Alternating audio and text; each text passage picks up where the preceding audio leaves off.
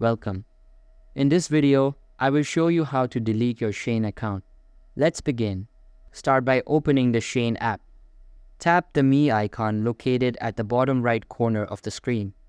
Then, tap the gear icon in the top right corner to open settings.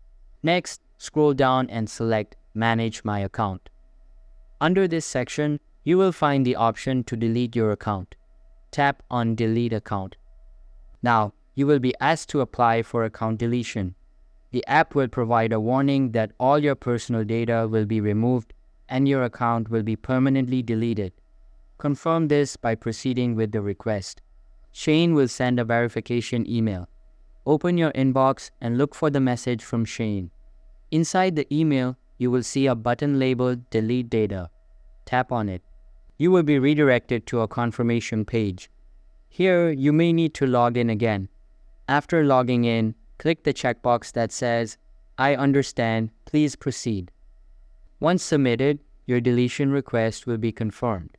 Your account and data will be deleted within 30 days. That's it, guys. Thank you for watching.